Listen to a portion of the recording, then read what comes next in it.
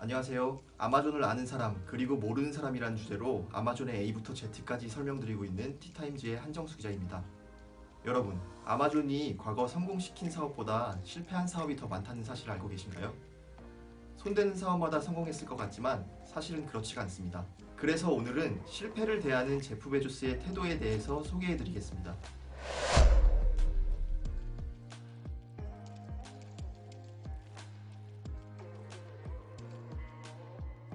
아마존은 손대는 사업마다 성공했을 것 같지만 사실 그 어떤 회사보다 많은 실패를 했습니다. 성공한 사업보다 실패한 사업이 더 많죠.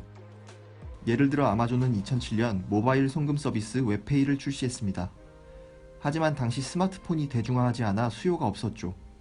스마트폰이 보급된 이후에는 더 나은 서비스들이 출시되면서 결국 2014년 철수하게 됩니다. 아마존의 판단은 정확했지만 시기가 너무 빨랐던 것이죠. 2014년에는 파이어폰이라는 이름으로 스마트폰까지 만듭니다. 스마트폰으로 모바일 쇼핑까지 지배하겠다는 전략이었죠.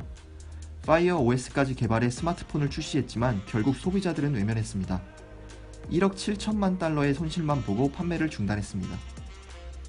미국 경제매체 비즈니스 인사이더는 2014년 IT 업계 최악의 실패 1위로 꼽기도 했습니다. 2015년에는 아마존 데스티네이션이라는 호텔 예약 서비스를 내놓았지만 6개월 만에 접었습니다. 이외에도 아마존 월렛, 아마존 로컬 레지스터, 아마존 뮤직 임포터, 아마존 로컬, 아마존 엔들리스 모두 실패했습니다. 사실 제프 베조스는 실패와 어울리지 않을 것처럼 보입니다. 직원을 혹독하게 몰아붙이기로 유명하니까요. 직원들의 실패를 용납하지 않을 것처럼 보이죠. 그는 자신의 이메일로 고객 불만이 접수되면 물음표 딱 하나만 붙여 담당 직원에게 포워딩합니다. 그러면 그 직원은 하던 일을 중단하고 대응 방안을 보고해야 합니다. 보고가 마음에 들지 않으면 이렇게 독서를 퍼붓습니다.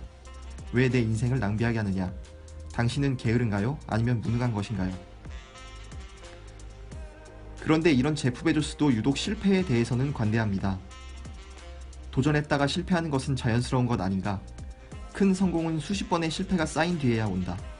CEO로서 나의 일 가운데 하나는 직원들에게 용기를 주는 것이다. 실패에 대해서는 아무 걱정이 없다. 그는 실패가 회사의 문화가 되도록 노력했습니다. 경영자로서 나의 일은 실패를 끌어안는 문화를 이어가는 것이다. 아예 실패할 작정을 하고 실험을 해야 한다. 성공을 목표로 하면 거기서 멈춰버린다. 그러나 실패를 목표로 하면 실패할 때까지 끊임없는 혁신과 변혁이 일어난다. 오히려 지루하게 성공한 직원들이 회사에 불필요한 존재이다. 그는 또 실패에서 더 많이 배우도록 했습니다. 파이어폰의 실패에서는 전용 디바이스를 만드는 것이 아니라 어느 디바이스에서든 잘 돌아가는 앱과 웹사이트를 구축하자는 교훈을 얻었고, 각종 결제 앱의 실패에서는 고객들이 기존 결제 방식을 잘 바꾸지 않는다는 교훈을 얻어 서드파티와의 협력을 강화해 소비자 경험을 개선할 수 있었습니다. 이렇게 실패를 품어주는 문화에서 탄생한 대표적인 서비스가 바로 아마존의 새로운 성장 동력인 클라우드 서비스 아마존 웹 서비스입니다.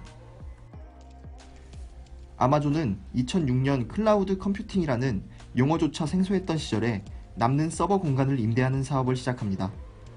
원리는 간단하지만 고객들이 서버를 기반으로 사이트를 구축하거나 앱을 만들도록 인터페이스를 구축하는 데 엄청난 인력과 돈이 소요되는 작업이었죠. 월가는 미친 짓이라고 했습니다.